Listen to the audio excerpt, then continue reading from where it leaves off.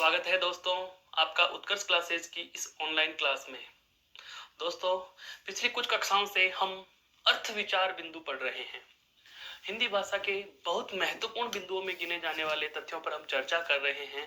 और जो अर्थ विचार वाला बिंदु है, ध्यान से सुनना इस चीज को, अर्थ विचार। इस अर्थ विचार में जिन बिंदुओं को विस्तार दिया जाता है या जिन बिंदुओं को समाहित किया जाता है, उनमें सबसे पहला नाम आता है आपके किसका? विलोम शब्द का। किसका आता है दोस्तों? विलोम शब्द का। कहना अतिशयोक्ति नहीं होगा, लेकिन ये वास्तविकता है। ऐसे बिंदुओं को आप बोर्ड पर या पैनल पर मैं 1 घंटे में 2 घंटे में कितना भी बखान क्यों ना कर दूं, वह एक सीमित सा रह जाता है। अर्थ विचार वाले बिंदु को पढ़ने के लिए या इन पर सही तरीके से पार यदि पानी हो, तो इसके लिए विद्यार्थी होने के नाते, अच्छे मित्र होने के नाते मैं आपको कह रहा हूं, स्वयं पढ़ना होगा। अर्थ विचार के नाम के साथ ही एक बहुत अच्छे से कंसेप्ट जुड़ जाता है, स्वयं पढ़े। ये कड़वा सत्य है। बहुत सारे मेरे दोस्त, बहुत सारी किताबें, बहुत सारे कोचिंग्स में, बहुत सारे ऑनलाइन मंच पर भी आपको ये सुनने को मिलता होगा, 10 मिनट में सारे पर्यायवाची याद कर लो, 10 मिनट में सारे के सारे विलोम शब्द याद कर लो। अरे भले आदमी, 10 मिनट में सारे पर्यायवाची याद कैसे होंगे जब पर्यायवाची शब्दों की संख्या या हजारों में हो? मिनट तो कुछ सेकंडे हो रही है, एक एक सेकंड में एक एक पर्यायवाची भी आप बोल के चले जाओगे, तो 10 मिनट में आप कितने के बोल दोगे? है 10 मिनट में आप कितनों के बोल दोगे? 600 के, फिर भी 400 तो बाकी रह ही गए। मेरा कहने का इतना सा उद्देश्य है दोस्तों कि अर्थ विचार के अंतर्गत पढ़े जाने वाले जितने भी प्रकरण हैं, चाहे वो विलोम हो, चाहे वो पर्यायवाची हो, चाहे वो आपके युग्म शब्द हो, चाहे वो एकार्थी हो या चाहे अनेकार्थी हो, कोई सा भी शब्द हो, और चाहे वाक्यांश के लिए एक शब्द हो, वाक्यांश के लिए एक शब्द हो, किसी भी प्रकरण के लिए आप चर्चा कर लीजिए। मैं आपको केवल तरीका बता सकता हूं, मैं आपको प्रश्नों के पहलू समझा सकता हूं, मैं आपको यह बता सकता हूं कि पर्यायवाची शब्द का प्रश्न पूछा जाता है तो जवाब कैसे होगा, जवाब क्या होगा, यह आप स्वयं तैयार करेंगे। विलोम शब्द में किस तरीके के प्रश्न पूछे जाते हैं, कौन से शब्दों के विलोम कौन से शब्दों में से चुनेंगे, तत्सम को तत्सम में चुनना, तद्भव को तद्भव में चुनना, संज्ञा का विलोम संज्ञा से चुनना, सर्वनाम का विलोम सर्वनाम से चुनना, ये मैं आपको सिर्फ शब्द के संदर्भ में बता सकता हूं, लेकिन किसका विलोम क्या होगा ये मैं नहीं, यह आपको स्वयं तैयार करना होगा। सीधे शब्दों में कह दूं, अर्थ विचार सारा का सारा दोस्तों रटने का बिंदु है, यह रटने का प्रकरण है। यह बात आपको सहर्ष स्वीकार करनी ही होगी, नहीं करोगे तो भी आपके मर्जी है, पर बात इतनी सी है कि ये आपके समझने के नहीं बल्कि रटने के तथ्य हैं। हाँ, इनके कोई कंसेप्ट छुपे होते हैं तो उनकी हम चर्चा कर रहे हैं। तो जैसे 1-2 बिंदुओं की हम चर्चा पिछली कक्षाओं में कर चुके हैं। आज हम जो लेने जा रहे हैं, एक बहुत ही अच्छा प्रकरण उठा रहा हूं दोस्तों, वह है वाक्यांश के लिए एक शब्द। आज हम कौन से बिंदु पर चर्चा करने वाले हैं? वाक्यांश के लिए एक शब्द पर हम चर्चा करने वाले हैं। वाक्यांश के लिए एक शब्द, इसका मतलब देखो, नाम से समझो इसको, वाक्य के अंश के लिए, वाक्य के वाक्य योग अंश, वाक्य योग अंश के लिए एक शब्द। दोस्तों, वाक्य के लिए एक शब्द नहीं बोल रहा हूं, वाक्य के अंश के लिए एक शब्द बोल रहा हूं। यह क्या होता है इसको समझो। हम एक बिंदु पढ़ते हैं, समास। एक बिंदु पढ़ते हैं दोस्तों, कौन सा? समास। वाक्यांश के लिए एक शब्द प्रकरण का कहीं न कहीं प्रत्यक्ष अप्रत्यक्ष रूप से संबंध इसी से है। जब हम समास पढ़ रहे होते हैं तो समास में मैंने आपको एक बिंदु चीज बताई थी, याद आ रहा हो क्या? समस्त पद। क्या बताया था मैंने आपको? समस्त पद। अन्य नाम लिख रहा हूं मैं, सामासिक पद। क्या लिख रहा हूं? सामासिक पद। क्या होता है ये समस्त पद या सामासिक पद? रिजल्ट के रूप में ये समास का क्या होता है दोस्तों? रिजल्ट होता है। क्या होता है? रिजल्ट। अर्थात समास का क्या होता है? ये परिणाम होता है। समास का क्या होता है साथियों? परिणाम होता है, परिणाम, रिजल्ट होता है, उसका फल होता है, उसका प्रभाव होता है। ये क्या? सामासिक पद। क्या दोस्तों? सामासिक पद। पुनः समझिए, समस्त पद कैसे बनेगा? हमें बात की हवन के लिए सामग्री, हवन के लिए सामग्री।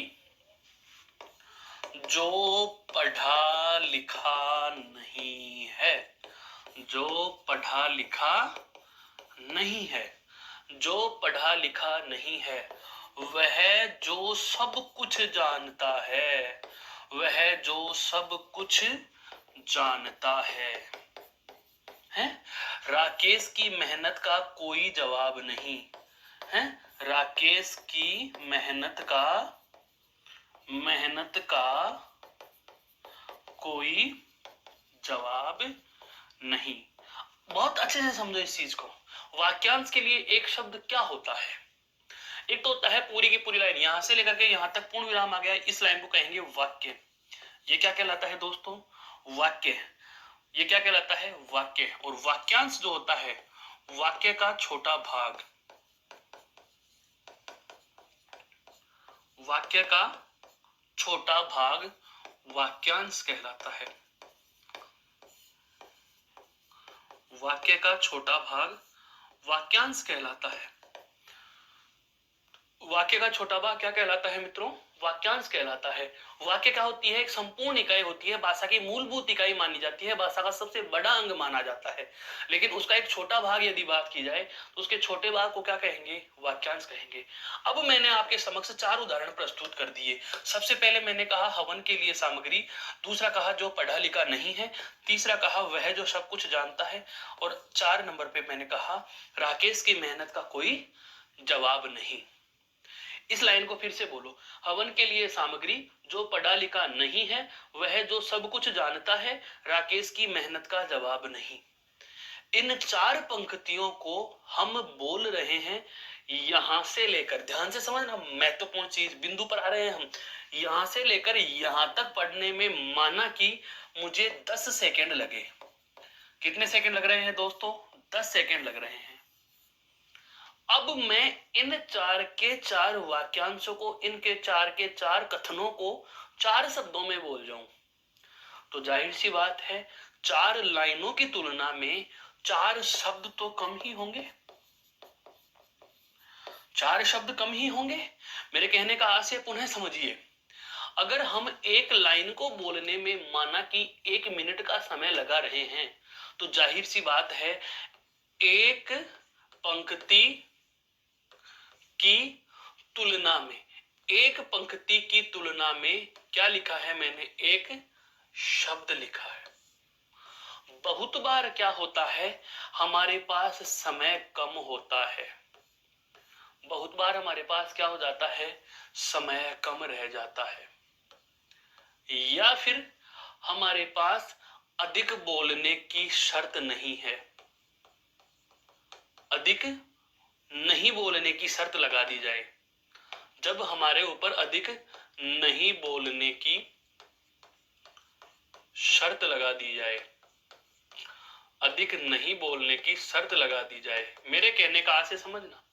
आप किसी मंच पर, किसी मत पर अपना, किसी बिंदु पर अपना व्याख्यान प्रस्तुत करने जा रहे हैं और मंच संचालक द्वारा वक्ता को कह दिया गया कि आप अपनी बात केवल 2 मिनट में पूरी करेंगे, आप अपनी बात केवल 2 मिनट में पूरी करेंगे, तो वहां जो वक्ता होता है यदि वह प्रखर बुद्धि का होगा, अर्थात सुधरी हुई बुद्धि, प्रखर, यहां भी मैंने एक शब्द बोल दिया, वह बुद्धि, वह व्यक्ति जिसकी बुद्धि पूर्ण रूप से विकसित हो और हर जगह वह प्रयोक्ता के रूप में हर प्रकार के शब्दों का प्रयोग करने में सक्षम हो, ऐसी बुद्धि क्या कहलाती है दोस्तों? प्रखर कहलाती है। 2 लाइनों को मैंने एक शब्द में लिख दिया, प्रखर। तो जब वक्ता को यह कह दिया जाए कि आपको इतने सारे वृत्तांत को केवल बहुत कम शब्दों में बोलना है या 2 मिनट की अवधि में खत्म करना है, बुद्धि सामने वाले की यदि प्रखर है तो वह क्या करेगा? उचित शब्द चयन करेगा। क्या करेगा दोस्तों? उचित शब्द का चयन करेगा।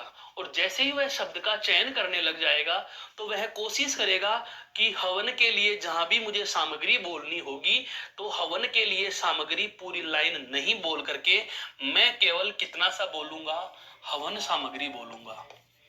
क्या बोलूंगा? हवन सामग्री बोलूंगा। वह व्यक्ति निश्चित कर लेता है कि जहां कहीं भी मुझे यह बताना होगा कि वह व्यक्ति जो पढ़ा लिखा नहीं है, मैं यह पूरी लाइन नहीं बोलूंगा, मैं उसकी जगह केवल अनपढ़ बोल दूंगा। क्या बोलूंगा दोस्तों? अनपढ़ बोल दूंगा। क्या बोल दूंगा? अनपढ़ बोल दूंगा।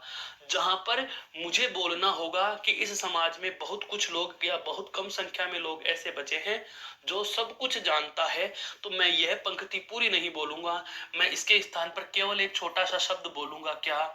सर्वज्ञ। क्या बोलूंगा मित्रों? सर्वज्ञ बोलूंगा। वह व्यक्ति सोच लेता है कि राकेश की मेहनत का जवाब नहीं, इतनी लंबी लाइन न बोलने के लिए मैं ये कह दूंगा कि राकेश की मेहनत कैसी है? लाजवाब है। कैसी है? लाजवाब है। समझ में आ रहा है दोस्तों मेरे कहने का मतलब क्या हुआ? एक बहुत अच्छे हम अनमोल वचन में प्रेरक प्रसंग में उक्तियां पढ़ते हैं, उस समय एक लाइन आती है कि हर एक व्यक्ति की भाषा, हर एक व्यक्ति की पहचान होती है। क्योंकि जब व्यक्तित्व की बात की जाए तो हर एक व्यक्ति के दो प्रकार के व्यक्तित्व हैं। पहले व्यक्तित्व का संकुचित अर्थ यही था कि जैसा जो दिखता है वही उसका व्यक्तित्व होता है।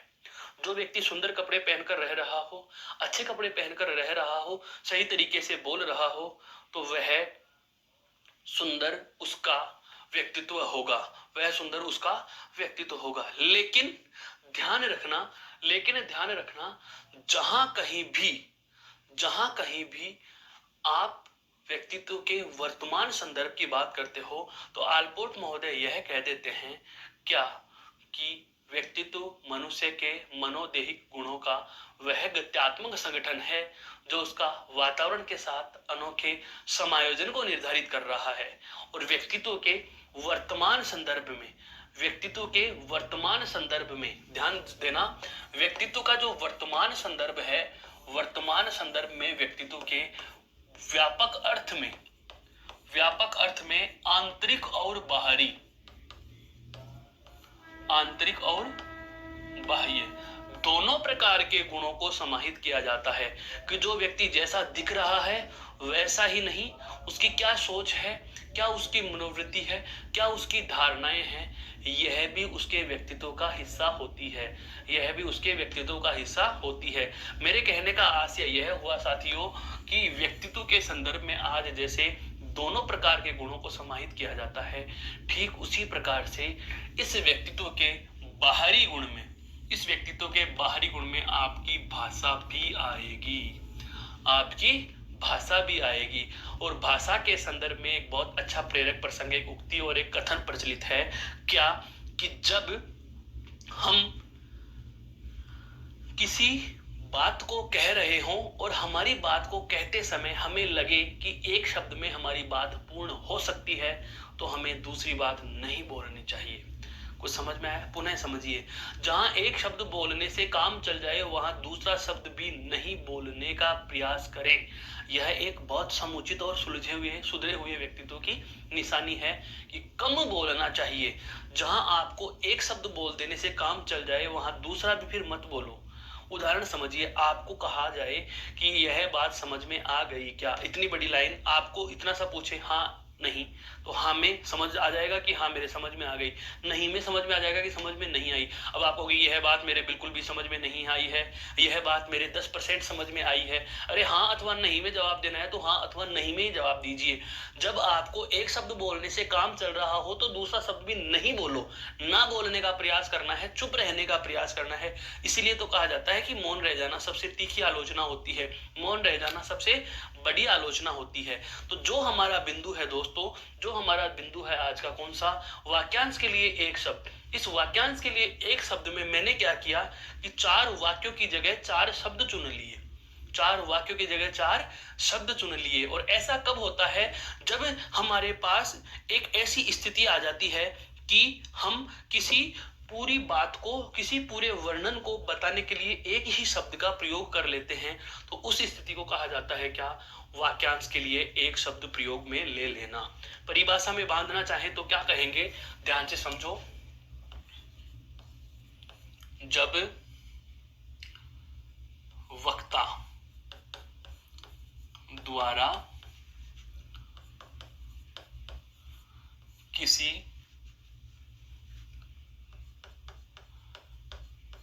ऐसे शब्द का चयन कर लिया जाता है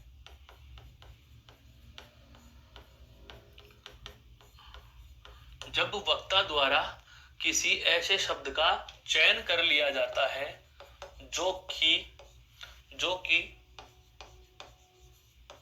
संपूर्ण वृत्तांत या घटना का वर्णन प्रस्तुत करता हो।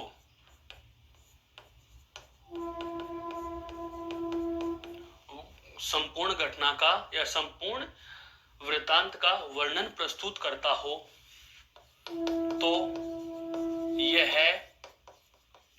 शब्द चयन ही वाक्यांश के लिए एक शब्द होता है।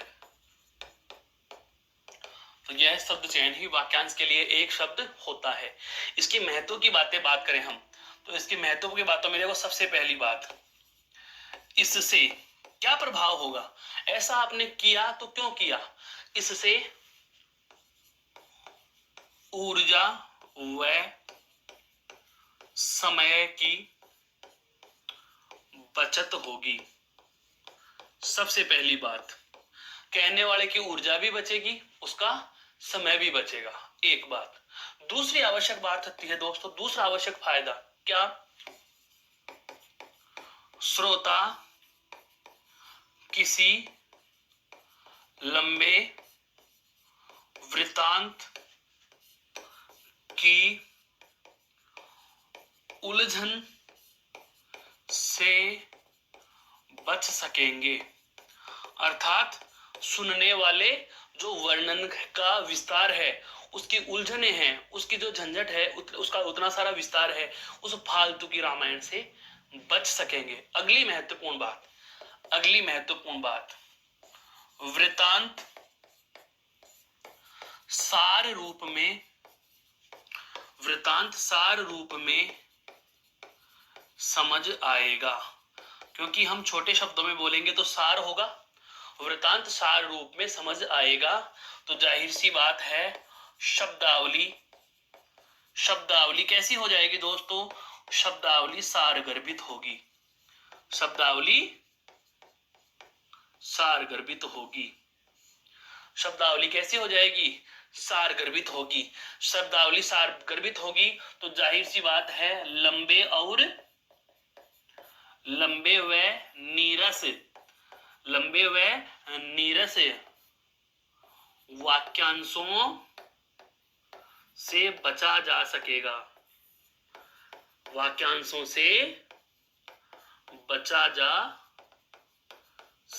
कुछ समझ में आया मेरे कहने का मतलब क्या है। ये फायदे हैं वाक्यांश के लिए एक शब्द, बिंदु का नाम ध्यान से समझना, वाक्यांश के लिए एक शब्द।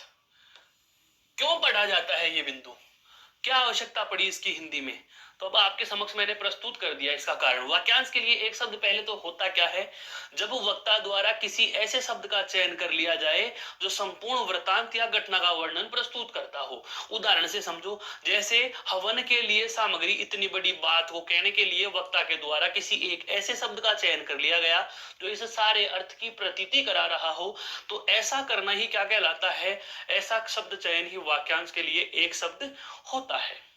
इससे फायदे क्या क्या होंगे, तो सबसे पहला फायदा क्या हो गया, इससे ऊर्जा व समय की बचत। कहने वाले को समय भी कम लगेगा, उसकी एनर्जी, उसकी ऊर्जा भी कम व्यय होगी। अगला है श्रोता मतलब सुनने वाला, वक्ता यानी कहने वाला। वक्ता का मतलब क्या होता है दोस्तों, कहने वाला। और श्रोता जो होता है वह होता है दोस्तों सुनने वाला। श्रोता अर्थात सुनने वाला, ये लो आपके लिए और सरल कर दिया। श्रोता किसी लंबे वृत्तांत की उलझन से बच सकेंगे, अर्थात सुनने वाले के सीधे से समझ में आ जाएगा कि कहने वाला कहना क्या चाह रहा है। अगली बात क्या आ गई, वृत्तांत सार के रूप में समझ में आ जाएगा, अर्थात फालतू की रामायण में उसको पढ़ने की जरूरत ही नहीं है। उसके सारे के सारे वृत्तांत का एक वर्णन सा, उसका एक मोरल सा, उसका एक रस सा निकल करके, उसका एक सारांश सा उसके समक्ष प्रस्तुत हो जाएगा। और शब्दावली कैसी होगी, ऐसे वृत्तांत में सार गर्भित होगी, अर्थात अगर आप सार गर्भित शब्दावली का प्रयोग नहीं करोगे, सार गर्भित का मतलब ऐसे शब्द जिनके गर्भ में सार हो, मतलब कम शब्दों में लंबी बात, कम शब्दों में बड़ी बात। शब्द कैसे करना, पारिभाषिक शब्दों का प्रयोग किया जाएगा। आप इसको ऐसे भी सरल शब्दों में लिख लीजिए, पारिभाषिक शब्दों का प्रयोग होता है।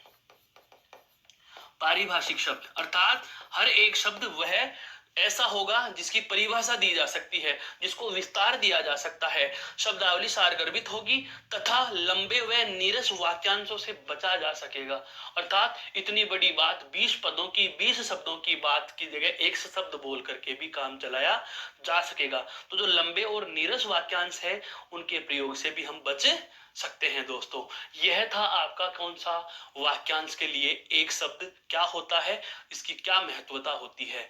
अब हम चलते हैं इसके कतिपय उदाहरणों की ओर, और उदाहरणों से संबंधित प्रश्नों की ओर। किस तरीके से हम उन्हें याद करेंगे, उनकी हम वार्ता कुछ इस प्रकार से करते हैं।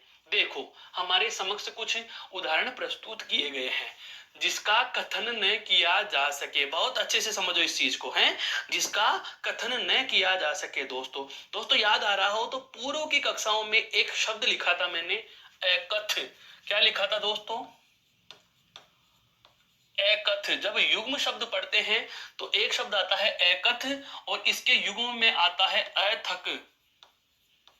बहुत अच्छे से समझो इस बात को, यही तो चीज पढ़ना है। उद्देश्य क्या है, अर्थ विचार का मतलब सारी चीजें जोड़ जोड़ करके पढ़ना। प्रश्न कैसे भी बने अर्थ विचार में से जरूरी नहीं है आप वाक्यांश के लिए एक शब्द पढ़ रहे हो तो यहाँ का प्रश्न यही पूछे, हो सकता है यहाँ से कोई शब्द उठा करके आपको युग्म में पूछ सकता है, यहाँ से कोई शब्द उठा करके आपके विलोम में पूछ सकता है, यहाँ से कोई शब्द उठा करके शब्द शुद्धि में पूछ सकता है, यहाँ से कोई शब्द उठा करके आपको अनेकार्थी या एकार्थी में पूछ सकता है। तो देखो, जिसका कथन न किया जा सके, एकथ। एकथ का मतलब होता है जिसके बारे में कहा न जा सके, और एथक का मतलब होता है बिना थके, ए यानी नहीं थके यानी थकना, जो न थके अर्थात बिना थके, बिना थके हुए, और एकथ का मतलब बिना कुछ कहे हुए, जिसका कथन न किया जा सके। तो दोस्तों जिसका कथन न किया जा सके, मैं कहूं कि आज हमने जो बात पढ़ी इसका कोई वर्णन या इसका कोई कथन नहीं किया जा सकता, अर्थात यह अकथनीय है। यह कैसी है दोस्तों, यह अकथनीय है, अकथनीय, अकथनीय। कथनीय का मतलब तो क्या होगा, जिसका कथन किया जा सकता हो, और ए यानी नहीं, जिसका कथन नहीं किया जा सकता हो। याद करिए यह कहाँ लिखा था आपने, यह तो युग्म में, यह कहाँ लिखा था आपने, युग्म में लिखा था, यह युग्म में आया था आपके। ठीक है, अब आगे देखो, वह जो पहले जन्मा हो, ये नहीं बताऊंगा, पहले इसके चीज एक और जानो, वह जो बाद में जन्मा हो, वह जो बाद में जन्मा हो, के बाद वाले को क्या कहते हैं, अनु, और जय यानी जन्म लेने वाला, बाद में जन्म लेने वाला क्या कहलाता है दोस्तों, अनुज। तो पहले जन्म लेने वाला अग्र यानी कि आगे, और जय यानी जन्म लेने वाला, तो शब्द क्या बन जाएगा दोस्तों, अग्रज। शब्द क्या बन जाएगा, अग्रज। ध्यान से समझिए, मैंने एक बार पूर्व की कक्षाओं में भी बताया था, जय प्रत्यय के रूप में, जय प्रत्यय के रूप में जुड़कर, जय प्रत्यय के रूप में जुड़कर जन्म लेने वाला, जन्म लेने वाला का अर्थ देता है, अर्थ देता है। जय प्रत्यय के रूप में जुड़कर के किसका अर्थ देता है दोस्तों, जय प्रत्यय के रूप में जुड़कर जन्म लेने वाला का अर्थ देता है। जय प्रत्यय के रूप में जुड़कर किसका अर्थ देता है, जन्म लेने वाला का अर्थ देता है। तो जाहिर सी बात है, पहले, पहले को क्या कहते हैं, देखो अग्र, विलोम क्या होता है इसका, पश्च। अग्र यानी आगे, पश्च यानी पीछे। उपसर्ग के रूप में लेंगे तो इसमें क्या लेंगे, अनु। क्या लेंगे, अनु। अग्र यानी आगे, आगे जन्म लेने वाला, तो शब्द क्या बन जाएगा, अग्र प्लस जय अर्थात अग्रज। और अनु प्लस जय बराबर क्या बन जाएगा दोस्तों, अनुज। यानी छोटा भाई तो अनुज और बड़ा भाई अग्रज। ये दोनों चीजें आपके समक्ष मैंने प्रस्तुत कर दी हैं। जो पहले जन्म ले रहा है अग्रज है, जो बाद में जन्म ले रहा है अनुज है। दोनों चीजें समझ में आई। अब आता है आपका अगला, वह जिस पर विजय प्राप्त न की जा सके। जिस पर विजय प्राप्त नहीं की जा सके, तो पहले ये जान लो, जिस पर विजय प्राप्त की जा सके या विजय प्राप्त कर ली हो जिस पर, दोनों चीजें समझाते हुए चलूंगा मैं आपको। विजय प्राप्त कर ली हो जिस पर, उसको तो क्या कहेंगे दोस्तों, उसको तो क्या कहेंगे, विजीत। क्या कहेंगे, विजीत। अर्थात जो किला किसी राजा महाराजा द्वारा जीत लिया जाता है, तो वह तो क्या हो गया आपका, वह हो गया दोस्तों विजित। वह क्या हो गया, विजित हो गया। अब यहाँ पर हम इसकी बात नहीं कर रहे, वह जिस पर विजय प्राप्त नहीं की जा सके। जैसे हमारे दुर्ग के संदर्भ में कहा जाता है क्या, वह अजेय है। अर्थात जिसे आज तक किसी ने जीता नहीं, जिसे आज तक किसी ने जीता नहीं, जिस दुर्ग को कोई आज तक जीत नहीं सका है। जैसे हम हिस्ट्री में पढ़ते हैं भरतपुर दुर्ग के लिए कह दिया है क्या, तो ऐसे ही वाली बात आ रही है कि वह जिस पर विजय प्राप्त न की जा सके अर्थात अजेय, जिसे जीता न जा सका अर्थात जिसे जीता न जा सके, वह क्या कहलाता है दोस्तों, वह अजेय कहलाता है। क्या कहलाता है, अजेय कहलाता है, अजेय। अब देखो अगली बात, वह जो दूर की बात नहीं सोच सकता।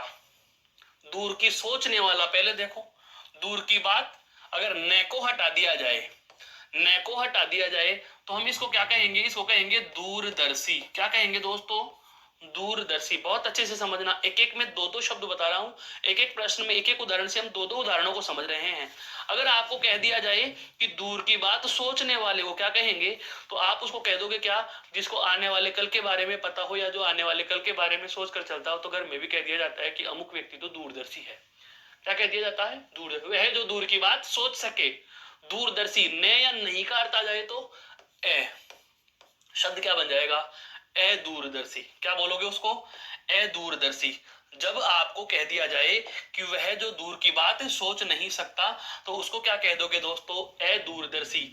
और वह जो, इसी का विलोम लिख देता हूं, वह जो दूर की बात सोच सके, वह जो दूर की बात सोच सके, उसे क्या कह दोगे, तो उसे आप कह दोगे दूरदर्शी। क्या कह दोगे दोस्तों, दूरदर्शी है। वह जिसका कोई अंत न हो, वह जिसका कोई अंत न हो है, वह जिसका कोई अंत न हो, तो वह क्या हो जाएगा, जिसका कोई अंत ही नहीं है। तो अन योग अंत, अन यानी नहीं, अंत जिसका, जिसका कोई अंत नहीं है, तो अन प्लस अंत बराबर क्या हो जाता है दोस्तों, अनंत। क्या हो जाएगा, अनंत। वह जिसे वह नहीं किया जा सके है, देखो वह जिसे वह नहीं किया जा सके, वह जिसे वह नहीं किया जा सके, तो ये क्या हो जाएगा, वह का तो खर्चा और ए जोड़ दिया तो क्या बन गया, अव्यय। क्या हो जाएगा, अव्यय, अव्यय है। वह जिसका कोई स्वामी अर्थात नाथ न हो, जिसका कोई स्वामी अर्थात नाथ, माता पिता नहीं होते। ए नहीं और नाथ अर्थात जिसको क्या कहेंगे हम, अनाथ कहेंगे। क्या कहेंगे दोस्तों, अनाथ कहेंगे। क्या कहेंगे, अनाथ। वह जिसका कोई नाथ न हो, वह क्या कहलाएगा, वह अनाथ कहलाएगा। वह जिसका कोई नाथ नहीं हो, वह क्या कहलाएगा, अनाथ कहलाएगा है, अनाथ। और जैसे हम बात करते हैं, वह जो सबके मन की बात जानता हो, उसे क्या कह दिया जाता है, तो उसे हम कह देते हैं अंतर्यामी। क्या कहते हैं दोस्तों, अंतर्यामी कह देते हैं। वह जो सबके मन की जानता हो, वह जो सबके, लिख सकते हैं इसको भी हम, वह जो सबके मन की बात जानता हो, वह क्या कहलाएगा दोस्तों? वह क्या कहलाएगा? वह कहलाएगा अंतर्यामी। क्या कहलाएगा? अंतर्यामी। बाद में चलने वाले के अनुसार, बाद में चलने वाले हैं के अनुसार, बाद में चलने वाले, बाद में चलने वाले, बाद में चलने वाले, बाद में चलने वाले क्या हो जाएंगे दोस्तों? बाद में चलने वाले अनुगामी हैं। बाद में चलने वाले क्या हो जाएंगे? अनुगामी। बाद में चलने वाले अनुगामी। ये क्या है? वह उक्ति जो परंपरा से चली आ रही हो। अनुश्रुति, अनुश्रुति है। अनुगामी से ही क्या बनाए? अनुश्रुति, अनुश्रुति। वह जो परंपरा से चली आ रही है, वह क्या है दोस्तों? अनुश्रुति। और वह जो जनता के मुख से सुनते आ रहे हैं, इसका भी लिख देता हूं, वह जो जनता के मुख से सुनते आ रहे हैं, वह जो जन से सुनते आ रहे हैं, सुनते आ रहे हैं, वह क्या कहलाएगी दोस्तों? तो जन से सुनते आ रहे हैं, उसको क्या कहेंगे? जनश्रुति। क्या कहेंगे? जनश्रुति। ध्यान देना, जनश्रुति के लिए क्या कहा जाता है कि यह सत्य है या नहीं, इसका कोई प्रमाण नहीं होता। जनश्रुति उसी को कहा जाता है। जब आप इतिहास विषय में बहुत बार पढ़ते हैं, हिंदी साहित्य विषय में भी बहुत बार पढ़ते हैं, अमुक कवि के जन्म के संदर्भ में पर्याप्त भ्रांतियां हैं, अमुक राजा के संदर्भ में या अमुक दुर्ग के निर्माण की समय सीमा के संदर्भ में पर्याप्त भ्रांतियां हैं, लेकिन एक जनश्रुति के अनुसार, जनश्रुति का मतलब जनता से सुनी सुनाई बात के अनुसार, यह दोस्तों क्या होता है? जनश्रुति या अनुश्रुति की बात करें तो परंपरा से जो चली आ रही हैं, बस हम उनको रिपीट करते चले जा रहे हैं। अब वो वास्तव में सच है या नहीं, वह वास्तव में सही है या नहीं, उनका हमें कोई पता नहीं होता। वह जो वास्तव में सच है या नहीं, हमें उनकी सत्यता पर कोई यकीन नहीं होता। आगे देखो कुछ और उदाहरण बहुत अच्छे अच्छे। वह कारण जिसे टाला न जा सके। बहुत बार हो जाता है आपको, जैसे लाइव कक्षा के दौरान कह दिया जाता है कि अपरिहार्य कारणों से है, अपरिहार्य कारणों से अमुक विषय की कक्षा कल प्रातः 8:10 के बजाय 9:10 पर होगी। अपरिहार्य, परिहार्य वह जिसे टाला जा सके, वह जिसे टाला जा सके, वह जिसे टाला जा सके। तो टाला जा सके तो क्या हो जाएगा दोस्तों? वह जिसे टाला जा सके, वह तो क्या हो जाएगा? जिसको टाल दिया वह तो क्या हो गया? परिहार्य। और जिसको नहीं टाला वह क्या हो जाएगा? वह जिसको टाला नहीं जा सके तो अपरिहार्य। और अब यहां से लिखूं क्या? वह कारण जिसे टाला जा सके, टालने योग्य हो गया, मतलब वह जिसे टाला जा सके। और टाला जिसे जा सकता है वह क्या हो जाएगा? वह हो जाएगा आपका परिहार्य। वह क्या हो जाएगा? परिहार्य। परिहार्य जिसको टाल दिया, टालनीय भी कह सकते हो। जिसे टाल सकते हैं वह टालनीय भी कह सकते हो। टालनीय है, टालनीय कह सकते हो, बिल्कुल है। अब आगे बात करें, वह व्यक्ति जिस पर मुकदमा चल रहा हो। बहुत अच्छा, हमारे आपकी बात नहीं आ रही। वह जिस पर मुकदमा चल रहा हो उसको क्या कहते हैं दोस्तों? अभियुक्त। यह तो आप सभी को पता भी था, वैसे बहुत चर्चित शब्द है अभियुक्त है। अब ध्यान दीजिए, यहाँ पर भी एक बहुत अच्छी बात आती है। एक होता है मुजरिम, एक होता है मुलजिम। मुजरिम भी उसी को कहा जाता है। मुकदमा चल रहा है पर साबित तो नहीं हुआ, साबित तो नहीं हुआ, साबित तो नहीं हुआ। देखो इसी से संदर्भित 2-3 शब्द और बता रहा हूं। एक आता है वादी, एक आता है प्रतिवादी। क्या आता है? प्रतिवादी। बिल्कुल, वादी तो कौन होता है? पक्ष वाला। प्रतिवादी कौन होता है? विपक्ष वाला। और वह व्यक्ति जिस पर मुकदमा चल रहा हो लेकिन मुकदमा साबित नहीं हुआ, अपराध उसका सिद्ध नहीं हुआ, वह क्या है? अब तक वह अभियुक्त है। क्या है वो? अभियुक्त है। लेकिन यदि मुकदमा सिद्ध हो गया, यदि अपराध उस पर साबित हो जाता है, तो यहाँ पर वह फिर अभियुक्त नहीं, वह जिस पर अपराध साबित हो जाता है, जिसका अपराध साबित हो जाता है, तो आप उसे क्या कहेंगे दोस्तों? उसे आप कह देंगे क्या? मुजरिम। क्या कह देंगे? मुजरिम, अर्थात अपराध जिस पर साबित हो जाता है तो वह क्या बन जाता है, उसको अपराधी बोल सकते हो। क्या कह सकते हो, अपराधी। जिस पर मुकदमा चला दिया वो अपराधी नहीं है, क्या पता हो सकता है वो निर्दोष हो सकता है उस पर गलती से कोई मुकदमा चल गया हो। पर जब न्यायालय की प्रक्रिया पूर्ण हो गई और अंतिम फैसला आ गया कि अमुक व्यक्ति ने अमुक प्रकार का अपराध किया है, अमुक प्रकार के कानून का उल्लंघन कर दिया है, तो अब अपराध सिद्ध हो जाने के बाद क्या हो जाए, ध्यान देना, अपराध सिद्ध हो गया हो, जिस पर अपराध सिद्ध हो जाए, तो अपराध सिद्ध हो जाने के बाद वो क्या कहलाएगा, अपराधी। जब तक अपराध सिद्ध नहीं हुआ तब तक वो क्या है, अभियुक्त है। क्या है वो, अभियुक्त है। बहुत अच्छा प्रश्न आया हुआ है ये परीक्षा में, बहुत अच्छा प्रश्न आया हुआ है। हर एक व्यक्ति तब तक निर्दोष है जब तक उस पर दोष सिद्ध नहीं हो जाता। गिरफ्तार कर लेना अपराधी नहीं है।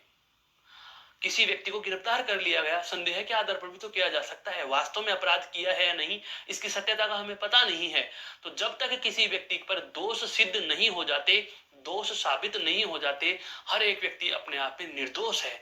और लेकिन उस पर मामला विचाराधीन है, मुकदमा चल रहा है, इसलिए उसको नाम क्या दे दिया जाता है दोस्तों, अभियुक्त। ये टेक्निकल शब्द हैं, ये तकनीक शब्द हैं, ध्यान रखना, पारिभाषिक शब्द हैं ये। अभियुक्त, पक्ष वाले वादी, विपक्ष वाले प्रतिवादी, विपक्ष वाले प्रतिवादी। अपराध सिद्ध हो गया, मंजूर कर लिया, मुजरिम हो गया, वो मंजूर कर लिया, उसने अपराध कबूल कर लिया, कबूलनामा हस्ताक्षर कर दिया उसने, वो क्या हो गया दोस्तों, वह मुजरिम हो गया। वह क्या हो गया दोस्तों, मुजरिम हो गया। मुजरिम है, मुजरिम कह सकते हो आप उसको, उसको आप अपराधी कह सकते हो। क्या कह सकते हो, अपराधी कह सकते हो, अपराधी है, बिल्कुल। अब आगे आता है क्या, वह घटना जो अवश्य घटने वाली है, अवश्य घटने वाली है, अवश्य घटने वाली, अवश्यंभावी, अवश्य होगी। वह घटना जिसकी संभावना हो, ध्यान से समझना, जिसकी केवल क्या है दोस्तों, संभावना है, जिसकी केवल क्या है, संभावना मात्र है, तो वह क्या कहलाएगी, वह कहलाएगी संभावी।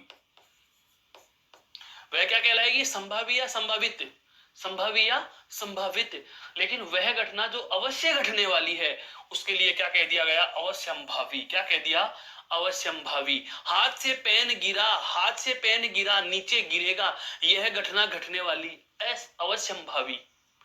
गिर सकता है, नीचे आ सकता है, यह क्या हो जाएगी दोस्तों, तो इसे आप कह देंगे क्या, संभावी। इसे क्या कह देंगे, संभावी। मेरे कहने का आशय यही है कि जो घटना अवश्य घटने वाली है, अवश्यंभावी, अवश्य संभावी, अवश्य घटने वाली, भावी समय में, आने वाले समय में अवश्य होगी, जिसके लिए हम कह सके वह जिसे क्षमा नहीं किया जा सके।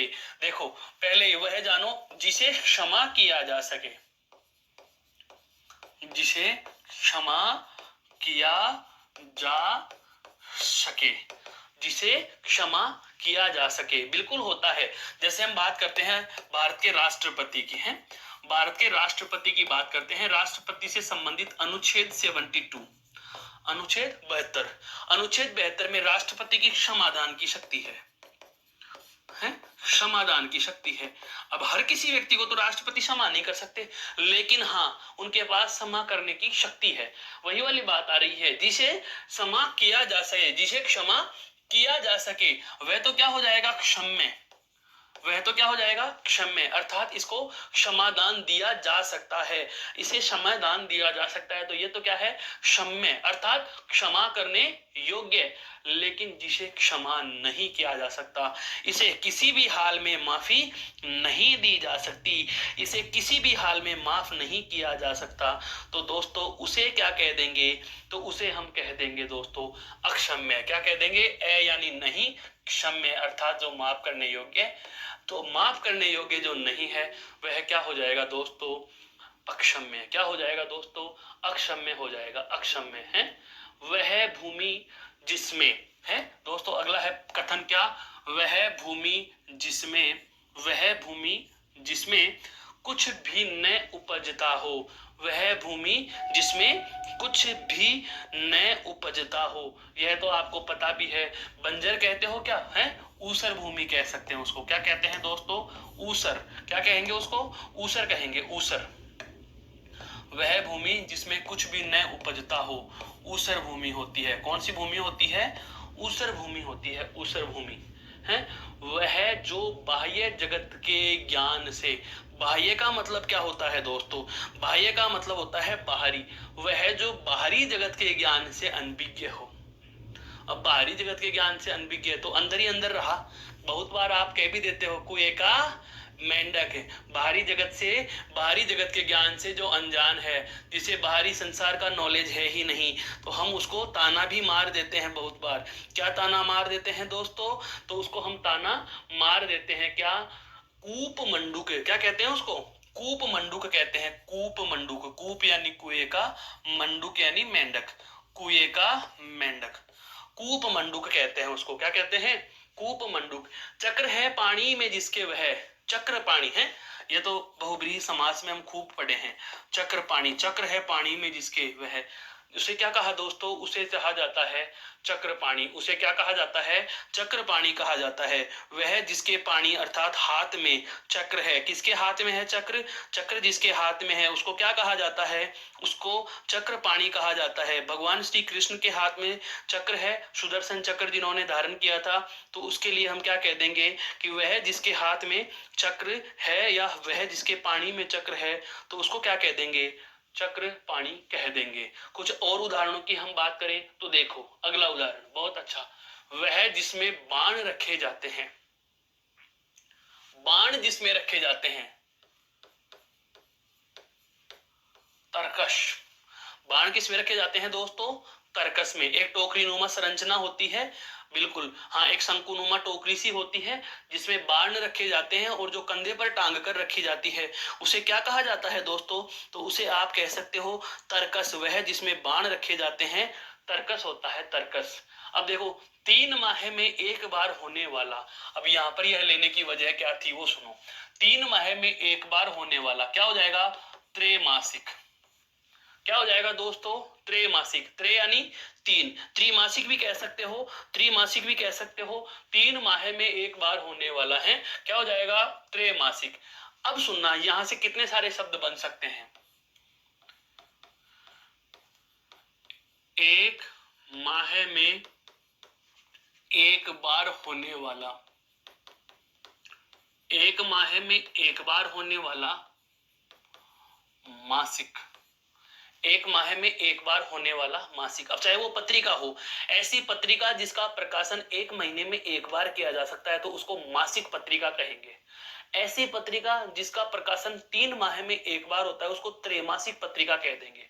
ठीक है, हम बात कहें 6 माह में एक बार होने वाला, ये बहुत अच्छे से समझो, 6 माह में एक बार होने वाला,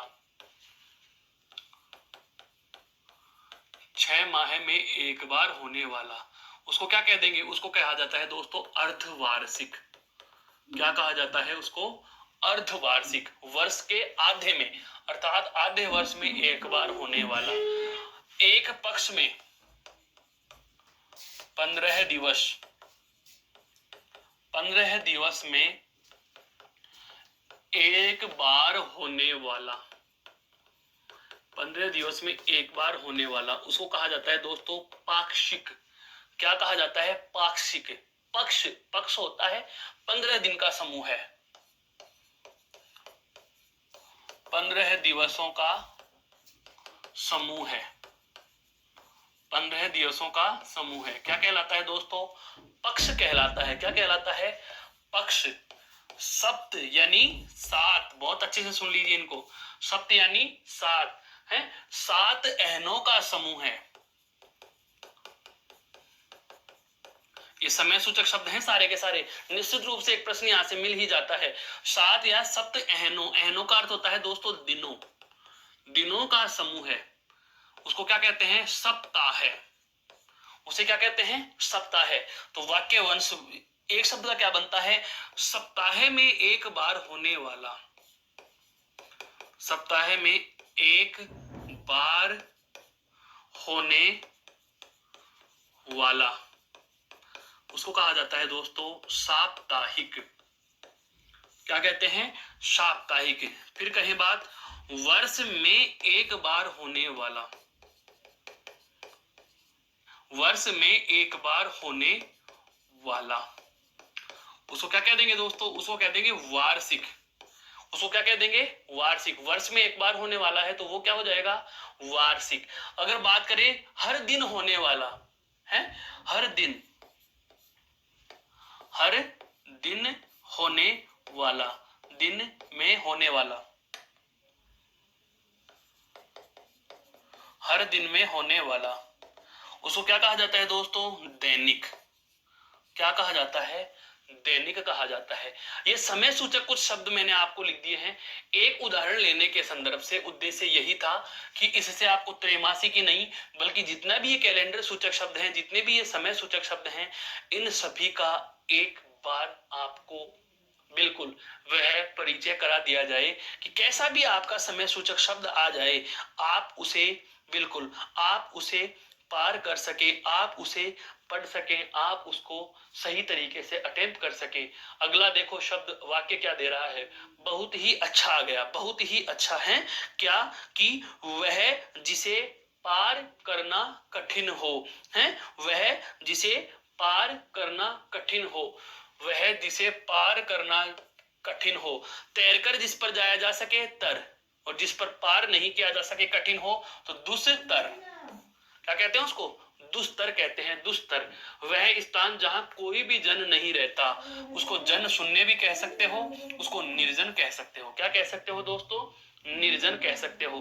15 दिन में एक बार होने वाला, 15 दिन में एक बार होने वाला, ये रहा 15 दिन में एक बार होने वाला, 15 दिन में एक बार होने वाला। अब ये तो हमें पता होना चाहिए कि 15 दिन को हम पक्ष क्यों कह रहे हैं, क्योंकि हिंदी महीनों में दोस्तों आपको पता है दो पक्ष होते हैं, एक होता है कृष्ण पक्ष और एक होता है आपका शुक्ल पक्ष। पखवाड़ा, 15वें वार होने वाला पखवाड़ा, बिल्कुल ये ध्यान रखना है। यहाँ पर आप चाहो तो इसका लिख सकते हो शब्द भी, क्या? पाक्षिक। हालांकि यह हम वहां लिख चुके हैं, यहाँ हम इसे लिख चुके हैं। 15 दिन में एक बार होने वाला क्या कहलाएगा? क्या कहलाएगा? उसे हम क्या कह सकते हैं? पाक्षिक कह सकते हैं। क्या कह सकते हैं उसको दोस्तों? पाक्षिक कह सकते हैं। बिल्कुल ध्यान से रखने वाली बात है बिल्कुल। दोपहर के पहले का समय, दोपहर के पहले का समय, समय सूचक शब्द और आते हैं दोस्तों। देखो मैं आपको बता रहा हूं, दिन के 3 प्रकार के काल होंगे, दिन के 3 प्रकार के काल होंगे। आप घड़ी में या अंग्रेजी समय में तो आप लिखते हो AM एंड PM, AM और PM, लेकिन हिंदी में AM PM नहीं लिखते। हिंदी में क्या लिखते हैं वो सुनो। दोपहर तक का समय, दोपहरी अर्थात दूसरा पहर, दिन का दूसरा पहर। तो दोपहर से पहले का जो समय होता है दोस्तों, उसे कहा जाता है पूर्वाहन। क्या कहा जाता है? पूर्वाहन। दोपहर को क्या कहा जाता है? मध्याह्न। कहा लिखे इसको? इधर लिख लेते हैं ना। दोपहर का समय, दोपहर का समय लिख रहा हूं, दोपहर का समय।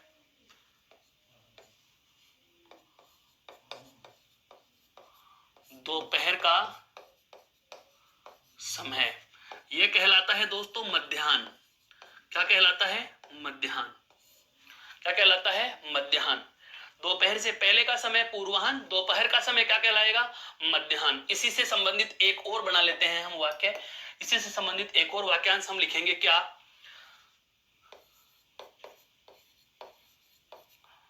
दोपहर के बाद का समय, दोपहर के बाद का समय, दोपहर के बाद का समय, उसे कहा जाएगा दोस्तों अपराह्न। क्या कहा जाएगा? अपराह्न। इस चीज का हमें ध्यान रखना है। ये 3 शब्द मैंने लिख दिए हैं दिन के तीनों पहर के। सबसे पहले कौन सा आएगा? पूर्वाहन। तत्पश्चात कौन सा आएगा दोस्तों? तत्पश्चात कौन सा आएगा? मध्याह्न। तत्पश्चात कौन सा आएगा दोस्तों? मध्याह्न। ये दोपहर का समय है। ये कौन सा है? दोपहर का समय है। ये क्या है? दोपहर का समय मध्याह्न है, मध्याह्न है, मध्याह्न। ठीक है। उसके बाद है आपका कौन सा? दोपहर के बाद का समय। तो उसको क्या कह देंगे दोस्तों? उसके क्या कह देंगे? उसको कह देंगे अपराह्न। क्या कह देंगे? अपराह्न है। अगला है वह जिसे भाषा का पूरा ज्ञान हो, वह जिसे भाषा का पूरा ज्ञान हो। तो भाषा का जिसे पूरा ज्ञान होता है दोस्तों, वह कहलाता है आपका भाषाविद, अर्थात भाषा का विद्वान। भाषा का जिसे पूरा ज्ञान होता है उसे क्या कहा जाता है? तो दोस्तों उसे कहा जाता है भाषाविद। क्या कहा जाता है दोस्तों? भाषाविद। ये देखो यहां से भी हमें बहुत सारे नए पहलू, नए तथ्य जानने को मिले हैं। समय सूचक शब्द इसमें खूब सारे आए। ये एक दिन के समय सूचक शब्द आ गए, ये आपको वर्ष और अवधि के समय सूचक शब्द आ गए। ऐसे ही एक दिशा सूचक का और आता है, दिशा सूचक का भी आता है। प्रश्न आया हुआ है, प्रश्न किस प्रकार से आया यह जानिए। देखो, उत्तर पूर्व के मध्य की दिशा, उत्तर पूर्व के मध्य की दिशा। पहले उत्तर पूर्व का ये चक्कर समझ लो क्या होता है उत्तर पूर्व।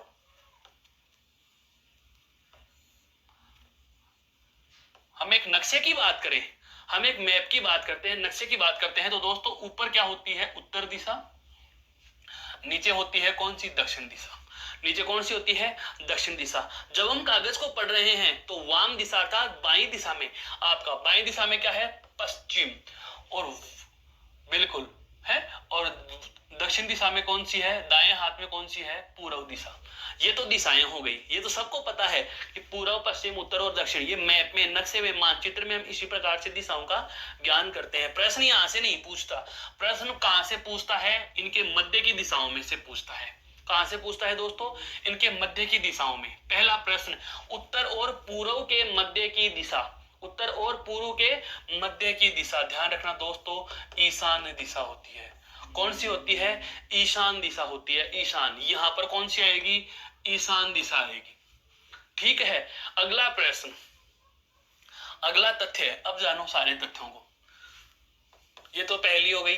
दूसरी बात, दूसरी जैसे हम ले लें दक्षिण और पूर्व के मध्य की दिशा है, दक्षिण पूर्व के मध्य की दिशा, दक्षिण और पूर्व के मध्य की दिशा। फिर अगली बनेगी दक्षिण पश्चिम के मध्य की दिशा है, दक्षिण और पश्चिम के मध्य की दिशा।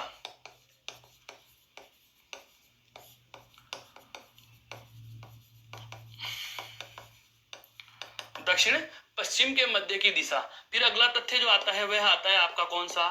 दक्षिण और उत्तर और पश्चिम का, उत्तर और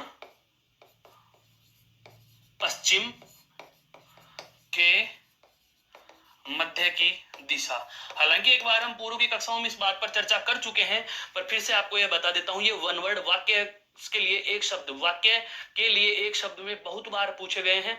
विद्यार्थी भ्रमित हो जाते हैं क्योंकि नाम चारों विकल्पों में चारों दिशाओं के आ जाते हैं। देखो ईशान, ईशान के विलोम शब्द में क्या आता है? नैऋत्य आती है। कौन सी आती है दोस्तों? नैऋत्य दिशा आती है, नैऋत्य दिशा, नैऋत्य। ठीक है। तो दक्षिण पूर्व के दिशा की बात करें तो दक्षिण पूर्व के दिशा में आती है यहाँ आग्नेय। कौन सी दिशा आती है? आग्नेय दिशा। तो दक्षिण और पूर्व के मध्य की दिशा कौन सी होती है दोस्तों? आग्नेय। अगर आपको उत्तर और पूर्व के मध्य की पूछे, उत्तर और पूर्व के मध्य की पूछे, तो ईशान और उत्तर पश्चिम के मध्य की अगर दिशा पूछी जाती है तो इसका नाम होता है दोस्तों वायव्य। वायव्य है, वायव्य। और अगर आपको दक्षिण पश्चिम की पूछ लेता है तो आपको यह बता चुका हूं मैं, यह क्या होगी? आपके नैऋत्य। यह भी एक बार बहुत गौर से देख लेने वाली बात है। यह है आपका दिशा का मानचित्र और यह दिशा से संबंधित आपके वाक्यांश के लिए एक शब्द से संबंधित प्रश्न जो सदैव पूछे जाते रहे हैं, अक्सर अक्सर पूछे जाते रहे हैं, जिस बात का आपको सदैव ध्यान रखना है। देख लिया। चलते हैं हम इसके अगले उदाहरणों पर। देखो अगले कुछ उदाहरण और हैं क्या? जहां तक संभव हो, अर्थात हम बहुत बार कहते हैं कि जहां तक संभव हो सका मेरी कोशिश यह रहेगी कि मैं अच्छे से अच्छे पेपर को हल करके आऊं, अच्छे से अच्छे अंक प्राप्त कर सकूं। तो जहां तक संभव हो सको उस स्थिति को कहा जाता है दोस्तों यथा संभव। यथा संभव। अब दोस्तों यहां से एक जुड़ती हुई बात और बता देता हूं, यह अव्ययी भाव समास का उदाहरण है।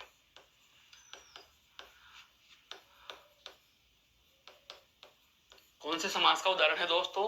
अव्ययीभाव समास, जहां तक संभव हो सके, यथा संभव है, जहां तक संभव हो सके, यथा संभव, जहां तक संभव हो, यथा संभव है, जहां तक संभव हो सके, यथा संभव है, जहां तक संभव हो सके, यथा संभव। जो वर्णन से परे हो। दोस्तों ये परे शब्द शुद्ध हिंदी का अर्थ है, जिसके अर्थ में हम लेते हैं दूर। परे यानी दूर, अर्थात जो वर्णन से दूर हो। कई बार होता भी है, हम सामने वाले को कहते हैं कि जरा सा दूर हो जाइए। दूर शब्द शुद्ध हिंदी में बोलेंगे तो शुद्ध हिंदी में आप बोलोगे क्या दोस्तों? परे शब्द बोलोगे। क्या बोलोगे? परे बोलोगे, परे। तो जो वर्णन से ही दूर हो, अर्थात जिसका वर्णन आसपास में ही नहीं हो, उसे कहा जाता है वर्णनातीत। क्या कहा जाता है दोस्तों? वर्णनातीत कहा जाता है। क्या कहा जाता है? वर्णनातीत, अर्थात जो वर्णन से परे हो, जो वर्णन से परे हो। यह तो आप स्वयं मुझे बता सकते हो। वर्ष में एक बार होने वाला वार्षिक, वर्ष में एक बार होने वाला क्या होता है दोस्तों? वार्षिक होता है। वर्ष में एक बार होने वाला वार्षिक है। और शत्रु को मारने वाला, शत्रु को जिसने मार दिया हो, उसका सबको नाम पता है। उसको, उसका नाम क्या है दोस्तों? उसका नाम है आपके शत्रुघ्न। क्या कहते हैं उसको? शत्रुघ्न। क्या कहते हैं उसको? शत्रुघ्न, अर्थात शत्रु को मारने वाला शत्रुघ्न है। शत्रु को मारने वाला शत्रुघ्न है। अब बात आती है, कुछ एक और शब्द आते हैं। देखो, एक वाक्य आता है, एक समान समय के, एक समान समय के, एक समान समय के, उसको क्या कहा जाता है दोस्तों? समसामयिक। समसामयिक, बहुत अच्छे अच्छे शब्द हैं। एक समान समय के समसामयिक। और एक और आता है, वह जो आयु में समान हो, वह जो आयु में समान हो, वह जो आयु में क्या हो? समान। वह जो आयु में क्या हो? समान हो।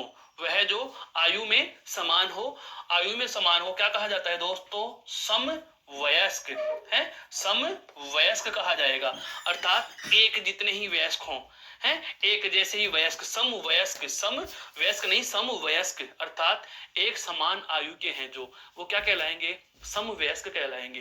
तो दोस्तों आज की हमारी जो है चर्चा रही, अभी की कक्षा में हम जिन पे बात कर रहे थे, ये सारे के सारे बहुत आश्चर्य और अचंभित कर देने वाला बिंदु आज हमने लिया था, जिसके नाम से ही, टॉपिक के नाम से ही एक दिमाग में विस्तार आ जाता है कि जो अर्थ विचार का महत्वपूर्ण बिंदु कौन सा वाक्यांश के लिए एक शब्द है, यह क्या होता है।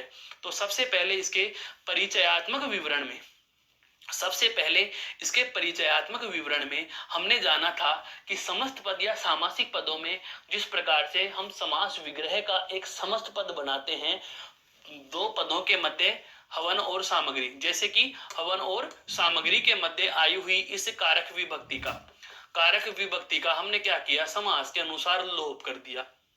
क्या कर दिया? विभक्ति का लोप करके हवन सामग्री शब्द बनाया। तो कारक विभक्तियों का लोप करना क्या कहलाता है? समास कहलाता है। और बना हुआ रिजल्ट क्या कहलाता है? समस्त पद कहलाता है, सामासिक पद कहलाता है।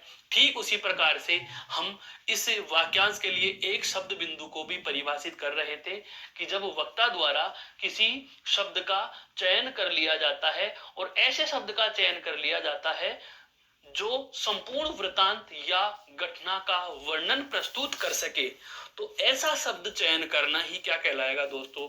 वाक्यांश के लिए एक शब्द कहलाएगा। इससे क्या होता है? इससे बहुत सारे फायदे हैं। इसके जो लाभ हम बात कर रहे हैं, तो लाभ की हम चर्चा में जान चुके हैं। क्या ये इसके सारे के सारे क्या हैं दोस्तों? इस बिंदु के लाभ हैं। अर्थात वाक्यांश के लिए एक शब्द यदि आप चुनते हो तो कौन कौन से लाभ आपको प्राप्त होंगे। तो सबसे पहली बात हमें पता चली कि इससे ऊर्जा व समय की बचत होती है, तथा श्रोता को किसी लंबे वृतांत की उलझन से बचाया जा सकता है। साथ ही हमने जाना कि वृतांत सार रूप में समझ आएगा और शब्दावली भी कैसे हो जाएगी?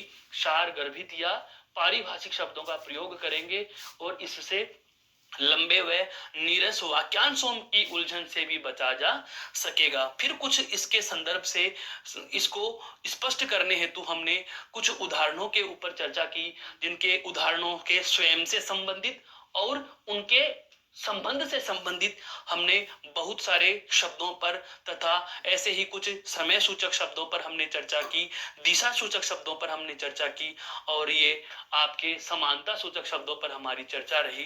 तो इस प्रकार से यह आपका वाक्यांश के लिए एक शब्द वाला प्रकरण पूर्ण होता है। आशा करता हूं यह बिंदु आपको बेहद समझ में और पसंद आया होगा। फिर भी कोई शंका, समस्या या प्रश्न आपके जहन में रहता है तो आप बेझिझक कमेंट करके पूछ सकते हैं। इसके बाद हम फिर से मिलेंगे किसी नए बिंदु के साथ। तब तक के लिए नमस्कार, जय हिंद, जय भारत, धन्यवाद दोस्तों।